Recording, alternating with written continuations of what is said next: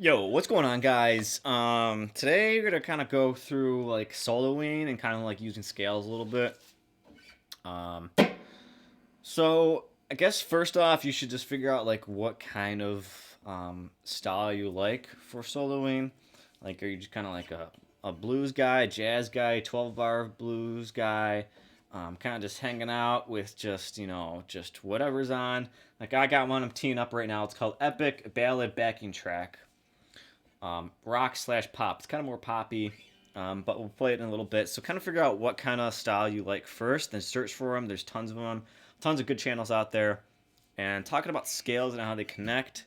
So anytime you go for a scale, well, you first have to know what key you're playing in, right? So for the backing track, I'm going to be exempling today is going to be the key of G. Just love that. It's kind of easy. There's only one sharp in it. It's the F sharp. So I guess that could be pretty easy, but when you're looking at the fretboard, straps and flats kind of go out the window if you don't really know your fretboard too much. I don't know. It's all about patterns and stuff, pretty much. But usually my go-to is just the minor pentatonic scale, but extending it out a little bit. So a quick trick to get the minor pentatonic of the key of G, what I like to do is just get your pinky, because we all know the 1-4, right? The 1-4, 1-3, 1-3, 1-3, 1-4, 1-4 pattern for the starting pentatonic scale.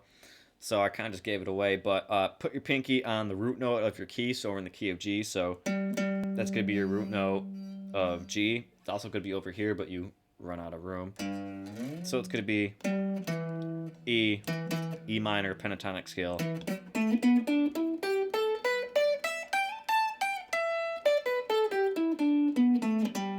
So a lot of different variations you can play it. That's a little bit of it right there, just up and down the scale. And there's little patterns inside the scale that you will notice. So having said that, I like to kind of pinpoint of like where my root notes are for that key. So over in the key of G, obviously you want to look for root notes of G. We already had one right there. We have one right here. We have one right here. We actually obviously have one at the 12th fret here, the G string, or open G. We have one right here. We have one right here. So how do I really know that? I'm not guessing. I played a long time, but at least know one root note, right? We have our bar chord G right here. That's going to help us out if you know that.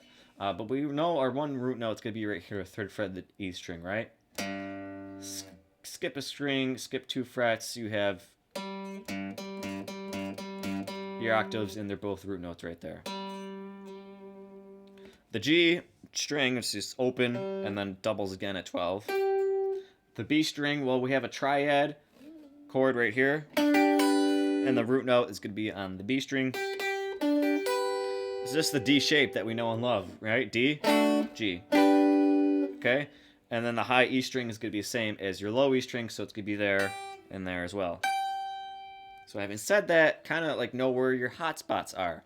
And also know what kind of like style playing, like we said before, what you look out for. Like, I'm kind of like a descending kind of guy, so I kind of like that, and I always love the half step from the leading tone going back to the root note. So I kind of like that stuff. So kind of like know what you like. If you like that, then you're gonna be cool with me.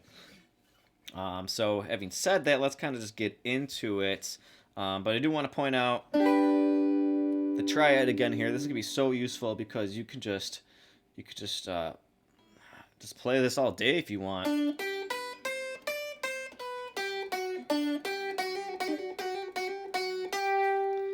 Right? It's just easy, and then your root note's right there again, so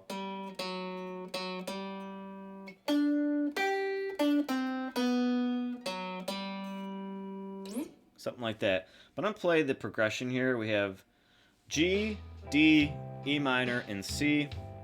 So we have a 1, 5, 6, 4 progression. Let me turn it up just a little bit here. And hear it a few times if you want. If you got a loop pedal, do that too. But we're on the root note. G, D, E,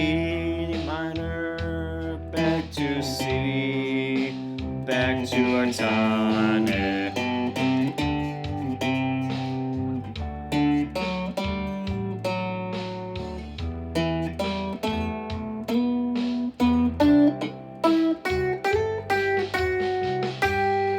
I messed up once, just kind of with my fretting hand a little bit there, but yeah, I mean, it goes slow as fast as you want. This one's kind of slow, so we had the right tempo, pretty much just grooving along.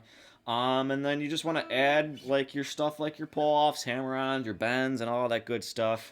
And I wasn't even in the minor pentatonic scale. I was just, chilling. Use your ear. That's like the biggest thing ever to do is just use your ear. It's really gonna help you out, especially if you just hear it. Like I'm already at 6 minutes. Granted, when I was setting up the video, I was listening to it a little bit, but do that and just play the chords first if you want. Like I said, we got G, we got D, we got E minor, we got C. Like play the chords a few times if you want, just to get it in your ear, and like you'll know when you hit a bad note. But remember, there's no such thing as bad notes because we can just pretend that we made that mistake. Like okay, F, this F note right here, it's not in the scale, right? It's definitely not in the scale. The F sharp is, but this F isn't, right?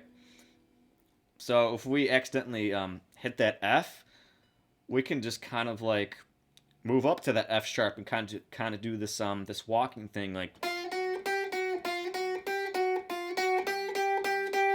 and then I don't know. I mean, let's add the F to the scale, just see how we can make it like sound okay. So.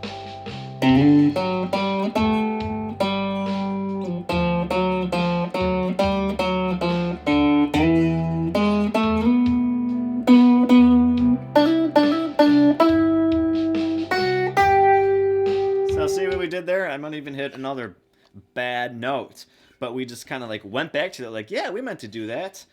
And wow, this video is getting long. But in thoughts of that, I will stop rambling for 7.5 minutes and hope that helped. Shout out Mike.